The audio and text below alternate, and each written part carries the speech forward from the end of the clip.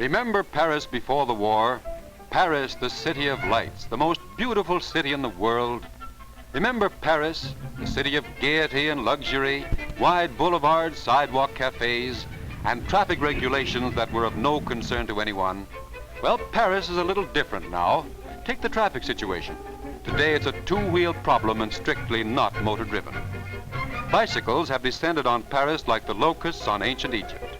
All of Paris travels by velo today. The velo's only requirement, a pair of good legs. The sound of Paris has changed. The big city hubbub of cars and buses and trolleys has been replaced by the bucolic sounds of a country village. Streets re-echo to the clip-clop of wooden-soled Parisians. The iron hooves of horses play counterpoint to wooden sabots. The horse and buggy brings up visions of a bygone gracious age, and the coachman takes his resurrection with surly grace. The petrolette, the last word in the get-a-horse era, chugs down the Champs-Élysées. The Jeep, the last word in mobile warfare, rides scornfully past its predecessor. The representative of American law and order and the polite policeman unite to solemnly halt all traffic to let the goat carts of the 80s amble across the boulevards. Paris traffic has its centuries all mixed up.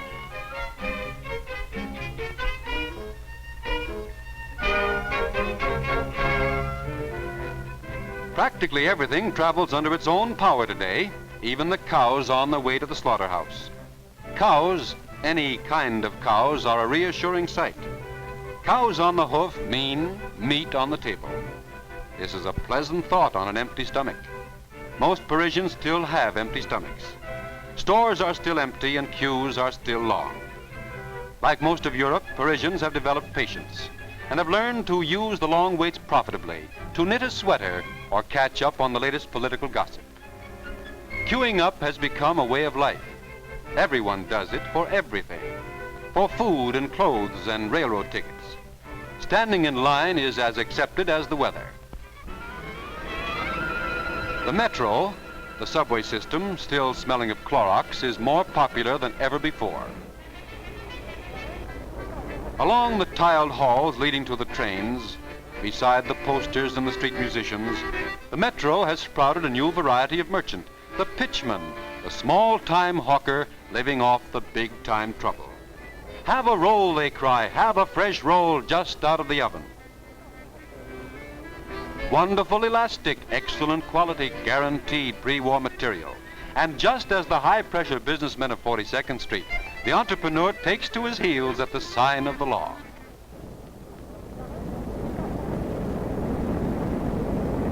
Sooner or later, in a city where there is little gas for buses and little electricity for trolleys, everyone rides the metro.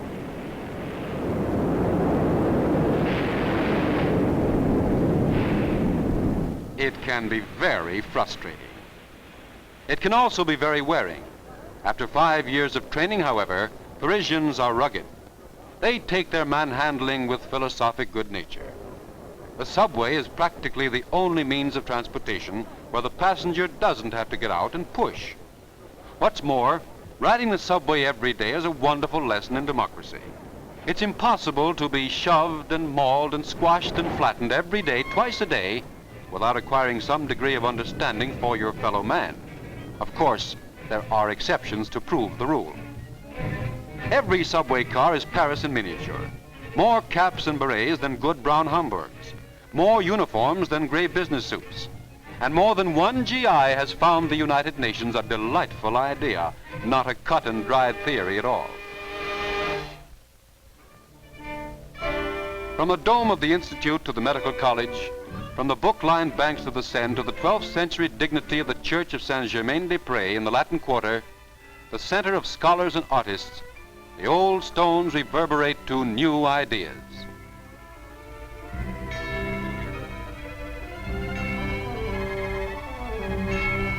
The world-famous cafes again serve scathing literary criticism with scalding noon coffee. The surrealist poet Paul Éluard can be found at a table at Deux Magots. Jean Gramillon, the film director, passes by engrossed in the latest film magazine. Café Lip, famous for Frankfurter's ham and sauerkraut, is closed on Mondays. But at the Café de Flore, the eloquent Jean-Paul Sartre discusses life over a marble-topped table meant for Pernod rather than philosophy. The statue of Diderot, the encyclopedist, having escaped the Germans by the simple expedient of being made in stone, serves as arbiter of debates. At his feet, Jean-Louis Barrault, the latest Hamlet, discusses a new adaptation of Antony and Cleopatra with André Gide.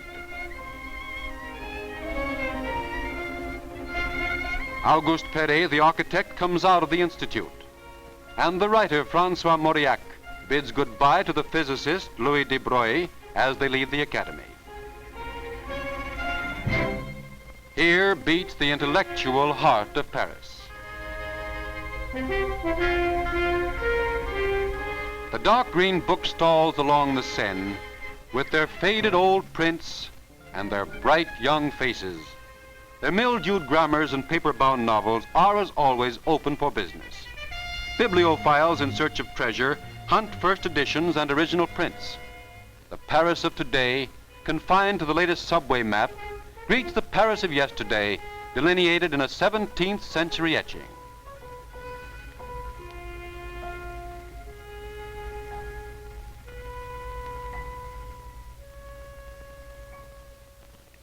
The winding banks of the Seine have become even more popular as bathing beaches than ever before.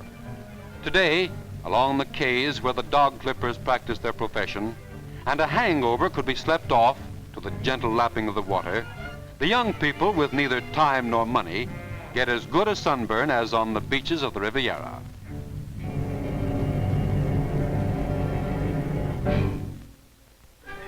And it is along the Seine, across the bridges whose vistas sum up the exile's dream of home, that the last buses of returning war prisoners bring the last Frenchmen back from the camps and war fronts. Soldiers and prisoners have been coming back for a year now, but it takes a long time to get back 3 million men.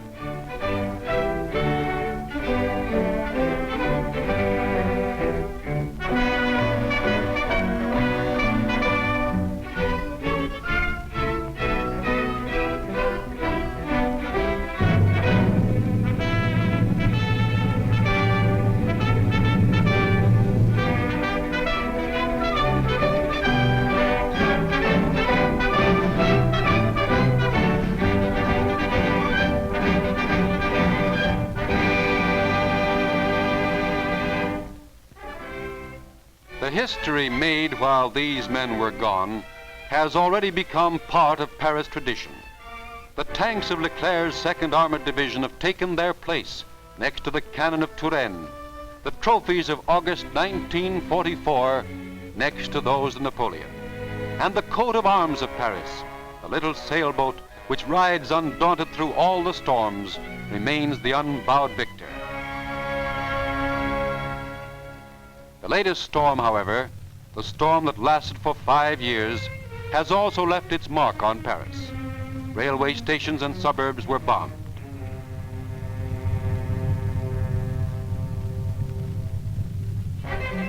The suburban factories are working again, but this time under new management.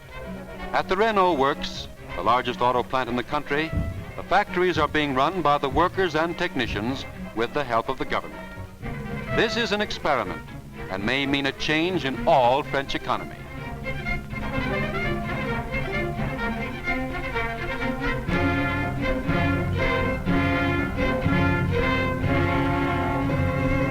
In the suburbs, the flea market flourishes. In this wonderful grab bag are the most fantastic of prizes, the most amazing of treasures. Depending upon taste and desire, some real French fries or some real 19th century brocade. Things for sale here don't exist anywhere else.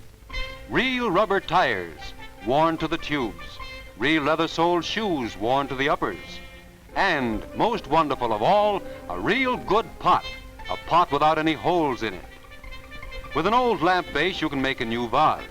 With an old vase, you can make a new lamp. With an old-fashioned lampshade, you can make a pan or a dish or a megaphone or even a lampshade. In this hodgepodge and jumble of the old and the new, the paltry and the precious, The sharpened eye of the connoisseur discerns a piece charming enough to grace the windows of the most famous shops on the Rue de la Paix.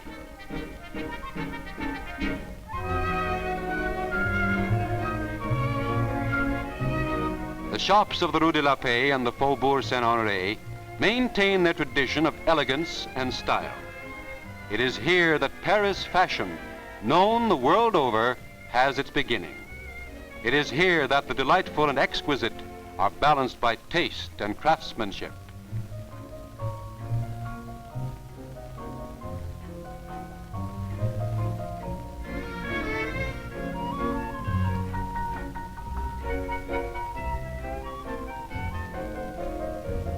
Here, necessity is turned into inventiveness. No leather for shoes, cork and wood soles ordered by the local OPA? Okay, but the cork is used with a flair, the wood with a cleverness that seems to be ingenuity rather than injunction.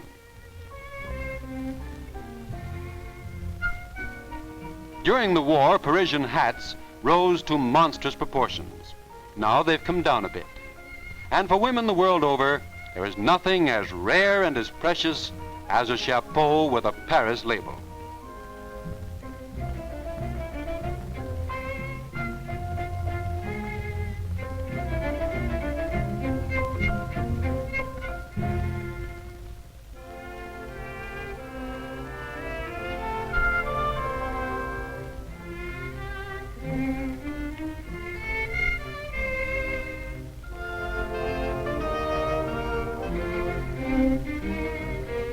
Buying a dress in Paris is no short lunch hour affair. Time has to be allowed for the fashion show, for the parade of models.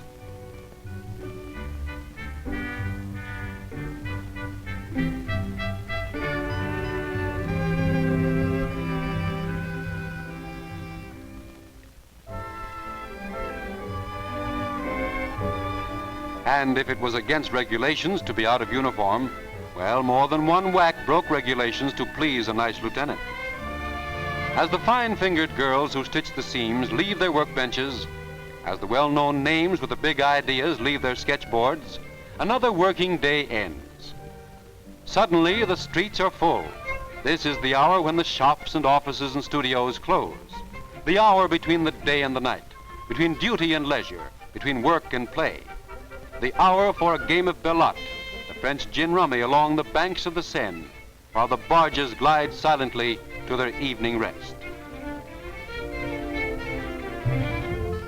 It is also the hour for homework, for the baker who must paste up his bread stamps for still rationed bread, and for his son with his stamps from faraway places that know no rationing.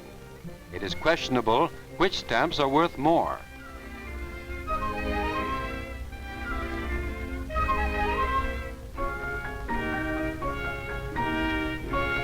During the long twilight, the iron shutters of the shops are pulled down, and the velvet curtains of the theaters are raised. The factories close, and the opera opens.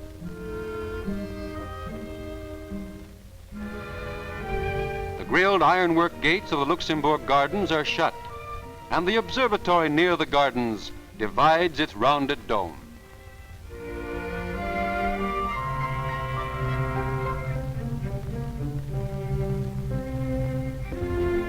The calm of evening descends upon the peaceful, herded roofs of Paris.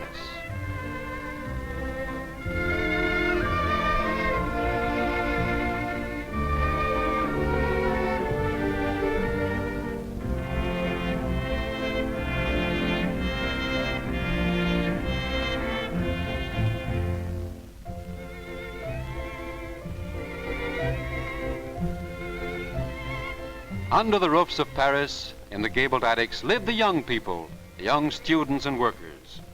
After 4 bitter years, they have come up from the underground and returned from the Maquis. But today, the bitterness, the danger, the fighting are things of the past. Today, the bohemian life for which Paris is famous is again a way of life. This is another celebration of the last bottle.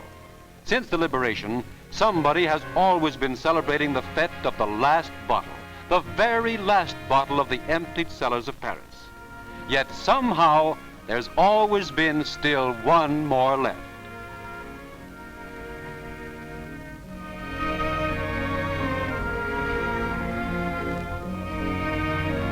Cordon, s'il vous plaît, is still the cry when you leave the house for a late date, and that house dragging the concierge pulls the cord that opens the door. After 5 years of blackout, lights are on again. After years of curfew, evenings no longer end abruptly at 11.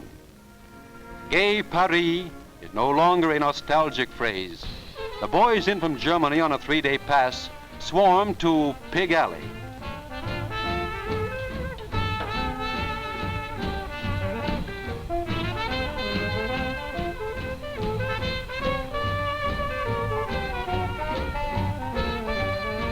The Jeep stoically conducts the visiting military to the pleasures of the night.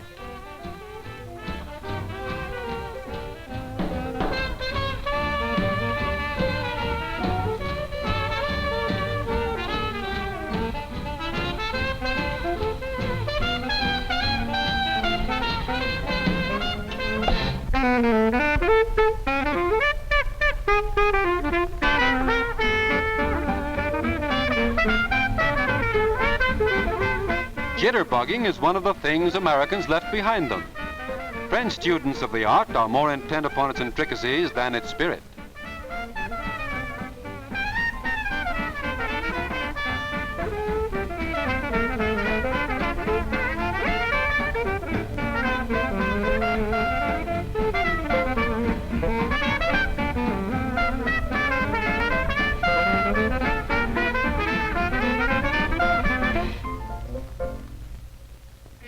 Night is not only a time for jitterbugging, there is work to be done.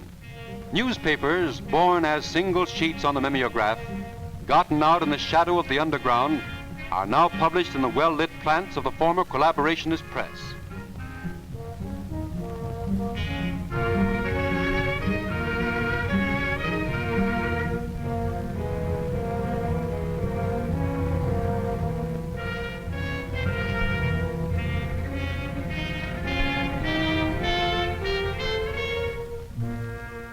Before daybreak, the newspapers have been put to bed. Night workers stop in for early morning coffee and get the first glimpse of the latest headlines. As all over the world, heads shake at news that looks even more doleful and less reassuring in the gray hours of the dawn. The daily communique from the ration board is almost as important as international headlines. The early hours of the morning are not conducive to objectivity. Hello, what you got? But the sun disperses nocturnal fears. The day comes on.